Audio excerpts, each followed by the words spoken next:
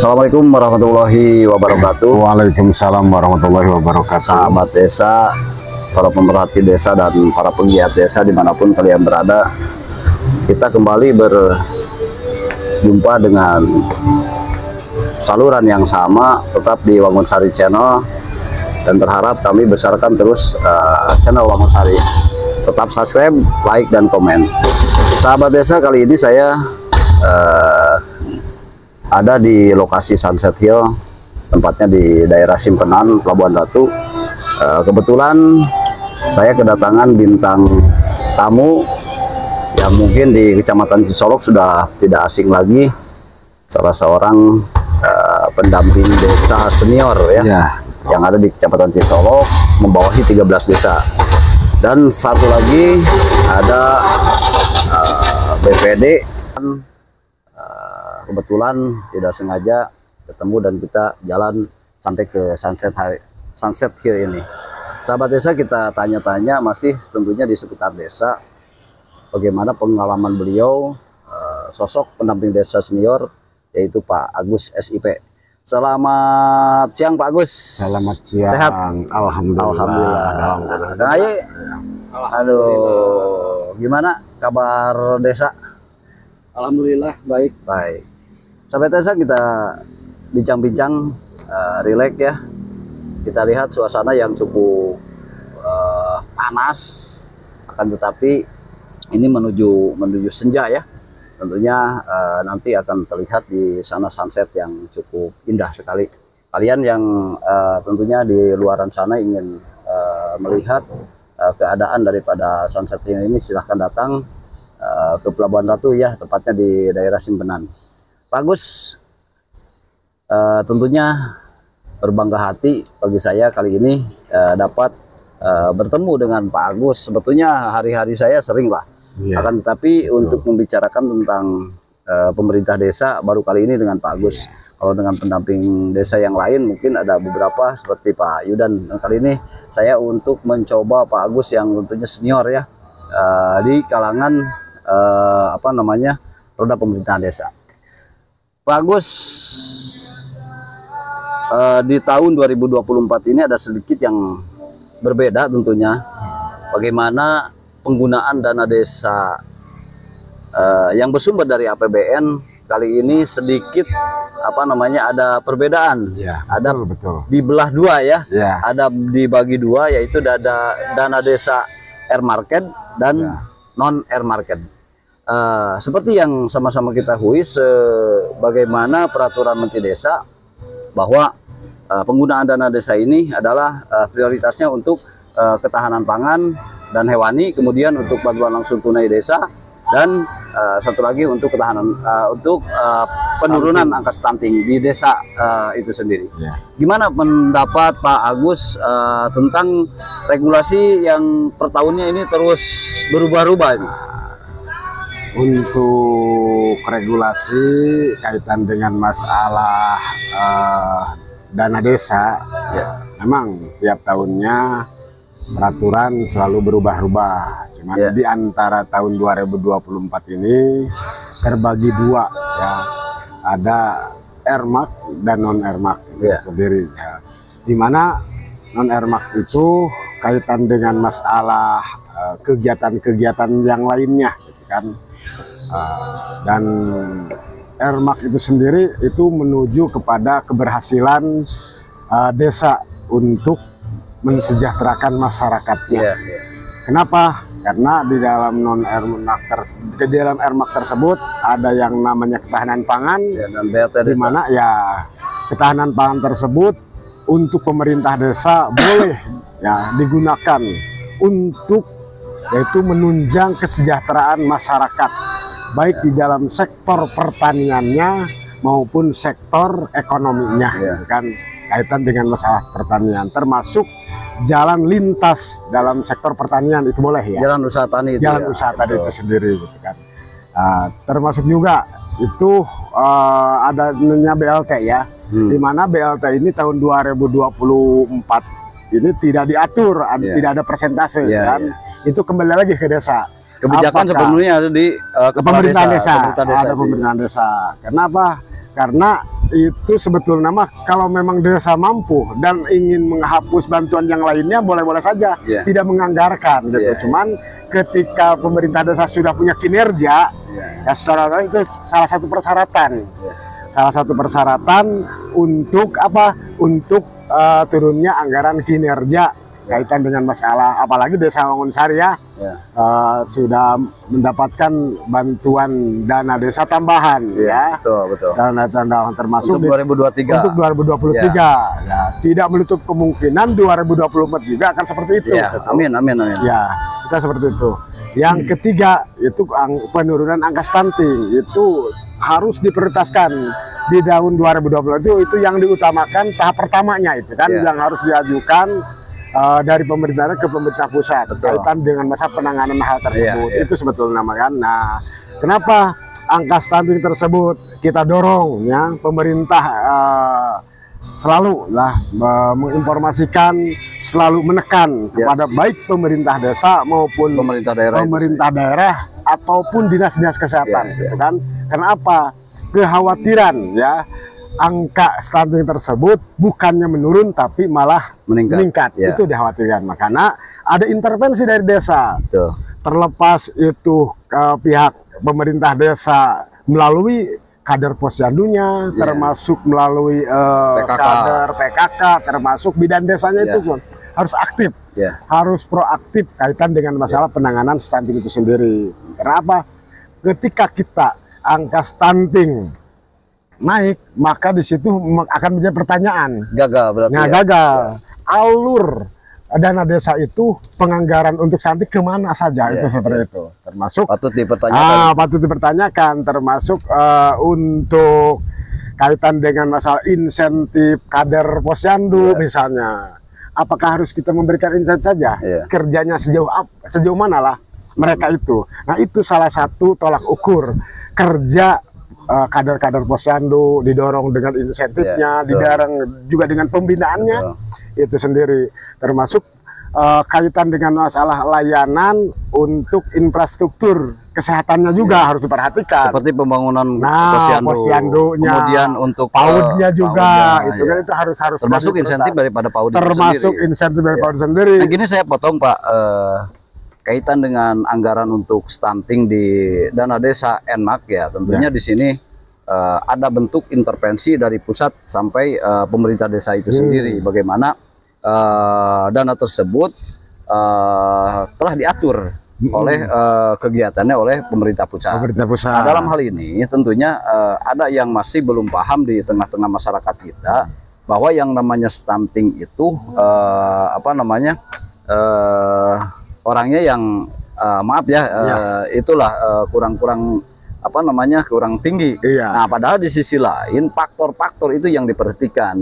Nah, dalam hal ini betul adanya angka stunting di desa kita terus menurun semenjak adanya intervensi dari dana desa itu sendiri ya. Akan tetapi di sini masih banyak masyarakat yang belum paham tentang kehidupan bagaimana cara hidup sehat itu sendiri. Nah, dalam hal ini kemarin pemerintah Desa Wangunsari sudah menganggarkan untuk pencegahan stunting ini yang cukup lumayan besar tentunya. Nah, ini untuk untuk pemberian gizi dan itu ada sekitar 143 sasaran, baik yang sudah dinyatakan itu stunting maupun yang terpapar yang teridentifikasi angka stunting itu sendiri. Nah, dalam hal ini cara menyampaikan kepada masyarakat, tentunya kami pemerintah desa butuh arahan daripada pendamping desa. Karena yang berhak dan berkewenangan untuk mengawasi dana desa di desa masing-masing itu adalah pendamping desa.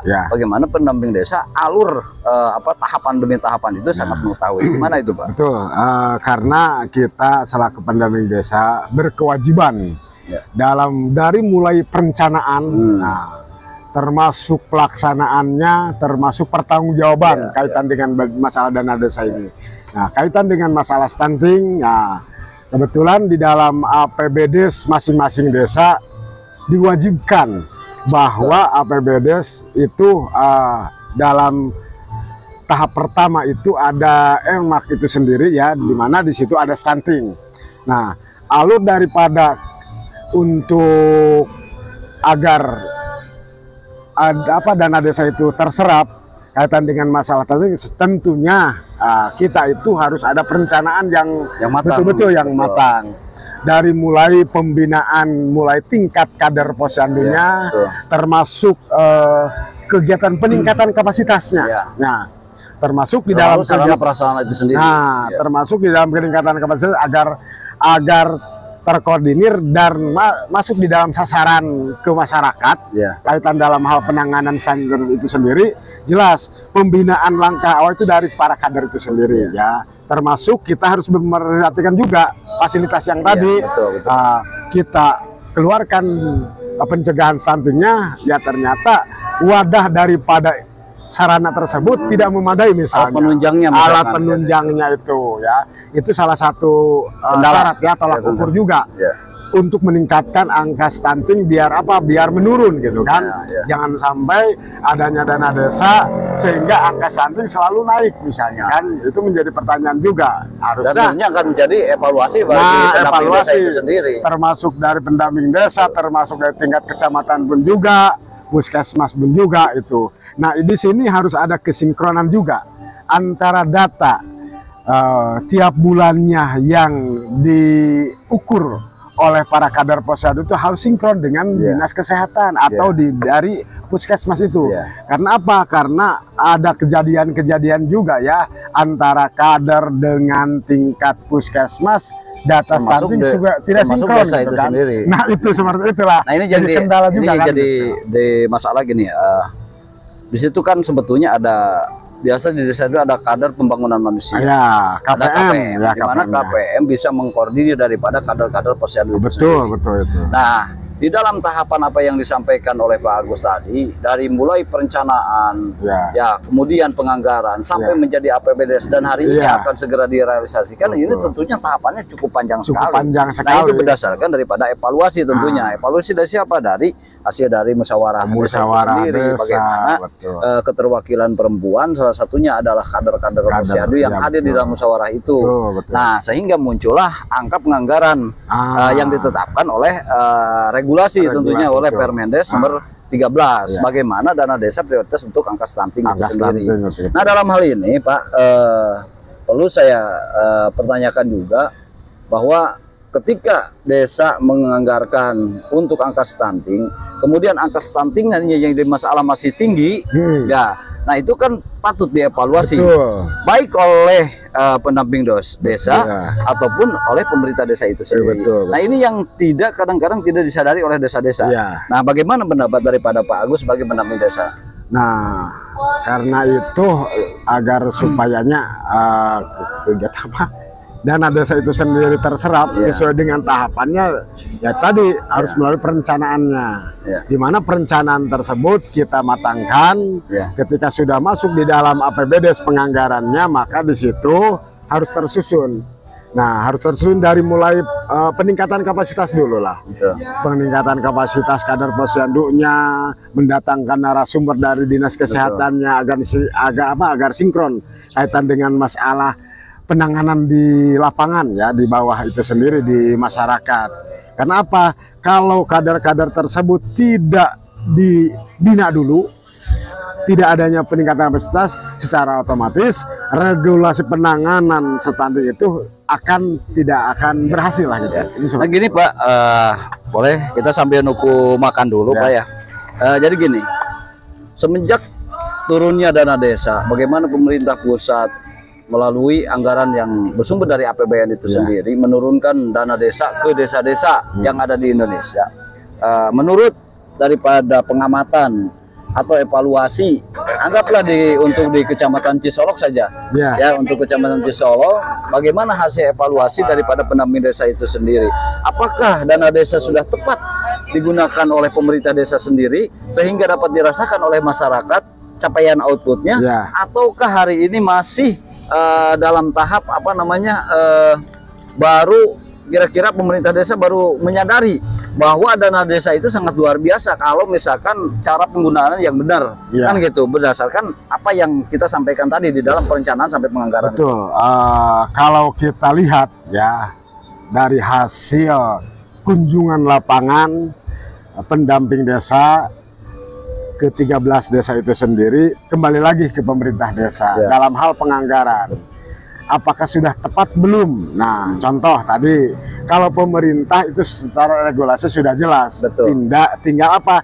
Tinggal pemerintah desa menelaah dan mengevaluasi kaitan dengan masalah penganggarannya itu sendiri, karena banyak desa juga yang berhasil gitu kan. Banyak yang berhasil kaitan baik dengan tadi adanya ketahanan pangan. Nah gini Pak, gitu kan. Ketika hasil evaluasi tentunya, makanya Pak Agus di sini menyampaikan bahwa banyak desa yang berhasil. Nah di sisi lain ada beberapa desa yang mungkin dari 13 desa atau dari hasil daripada luar pengamatan Pak Agus itu sendiri di luar wilayah kerja Pak Agus. Nah ada beberapa desa yang tidak tercapai daripada target angka stunting yang perlu diturunkan oleh yang diinginkan oleh pemerintah pusat itu. Sebenarnya bagaimana itu Pak Agus mengawasi seperti itu? Sebetulnya itu karena ketidakpahaman dengan aturan regulasi itu sendiri. Tidak semua pemerintah desa memahami dalam aturan. Karena apa? Karena kalau yang sudah paham pemerintah desa kepada aturannya pasti jelas akan menganggarkan dan mengalokasikan sesuai dengan petunjuk teknis yang sudah pemerintah siapkan gitu kan. Sehingga desa itu sendiri sesuai dengan tahapan-tahapannya melakukan. Nah gini kan faktor penunjang selain daripada pemberian makanan gizi tambahan atau yang biasa disebut PMT. Kemudian ada faktor penunjang dari sarana prasarana seperti pembangunan posyandu itu sendiri. Kemudian pemberian insentif untuk kader kemudian untuk sarana air bersih itu kan termasuk anggaran daripada stunting itu sendiri. Nah bagaimana pemerintah desa menekan daripada sarana dan prasarana tersebut. Nah yang dipertanyakan hari ini, tadi kan ada beberapa desa, win-win solution yang perlu desa pahami itu, apakah di regulasinya, apakah di realisasinya, itu yang belum kita pahami itu. Nah, kalau kita sesuai kunjungan lapangan bukan di regulasinya tapi di realisasinya itu sendiri. Nah, berarti pengawasan itu harus benar-benar harus betul-betul intent lah. Nah di sisi lain nih ada juga kan di situ kan ada bagian pengawasan. Bagaimana ramainya hari ini di media sosial tentang dana desa. Dana desa banyak yang diselewengkan, banyak desa yang dikorupsi ini itu kan itu. Nah, apakah bentuk kelemahan daripada pengawasan pendamping desa sendiri, ataukah dari unsur pemerintah itu sendiri? Karena gini, kalau pengawasan lemah secara otomatis penggunaan dana desa itu pasti banyak penyelewengan, Pak. Ya, di sisi lain, nah itu gimana itu cara menyelesaikan itu, memberikan solusi kepada kepala desa dan perangkat desa itu sendiri. Kita selalu memberikan pemahaman kaitan dengan masalah baik tadi regulasi maupun tata kelola kaitan dengan masalah realisasi kegiatan anggaran, karena kita pun juga terbatas kalau masalah, karena apa, kita hanya sebatas tahu harusnya sebatas tahu dengan anggaran sesuai dengan APBDes-nya secara keuangan, karena itu pemerintah desa yang mengelola. Mengelola. Nah di situ kan sebetulnya ada pengawas desa nih. Seperti lembaga desa, BPD, fungsi, peran dan fungsi daripada BPD itu sendiri seperti apa? Karena mereka kan untuk pengawasannya itu ada di situ sebetulnya. Harusnya bukan tugas pendamping saja.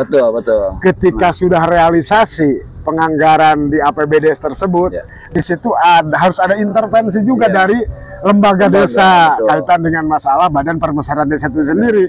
Nah, disitulah peran aktif BPD harusnya ketika, karena apa? Karena yang mengesahkan dan menyetujui APBDes itu sendiri mereka gitu kan. Mereka. Nah itu sahabat desa, bagaimana apa yang disampaikan oleh Pak Agus tadi, pendamping desa, kita sama-sama awasi.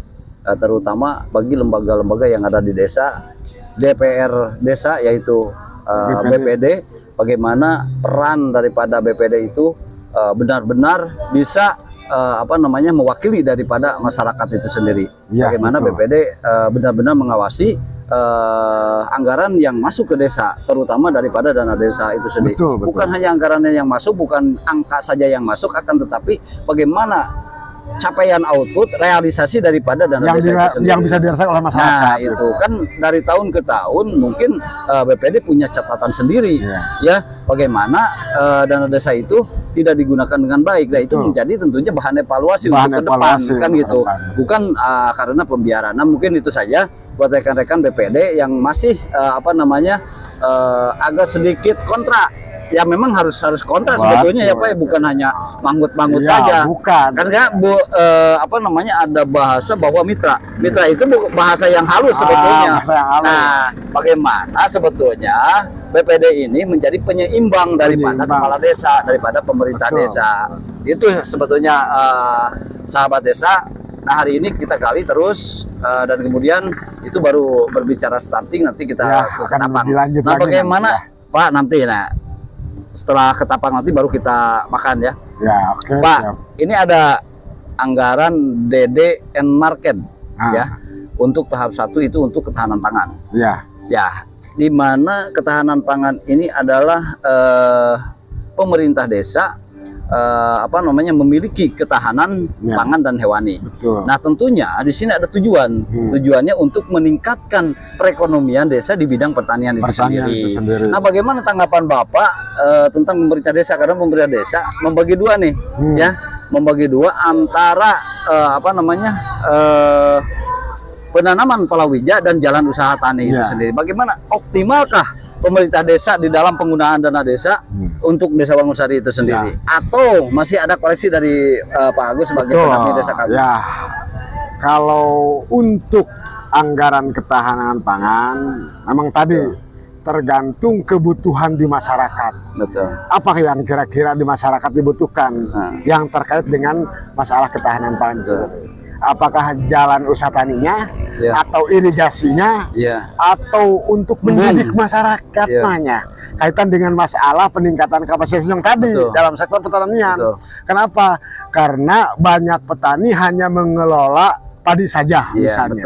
Padahal banyak peluang-peluang di masyarakat. Dan itu perputaran uang akan semakin cepat. Contoh di palawijanya, gitu kan? Palawija itu sangat besar ya. Ketika dibanding dengan padi dimanfaatkan dari hasil dari pengolahan tanah tersebut, dari padi bisa diolah lagi dengan palawijaya kalau kreatif. Nah, artinya desa harus mendidik kreatif ke warga masyarakat petaninya itu. Memberikan pemahaman yang benar-benar dapat dimengerti oleh kelompok tadi itu sendiri. Betul. Nah, dalam hal ini tentunya daripada hasil musyawarah desa, bagaimana desa menunjuk di dalam musyawarah tersebut, menunjuk salah satu kelompok tani atau merangkul semua kelompok tani. Karena begini Pak, kita sudah pelajari di dalam 1 tahun ketahanan pangan ini, ketika kita merangkul semua kelompok, nah itu akan berebut di angka itu.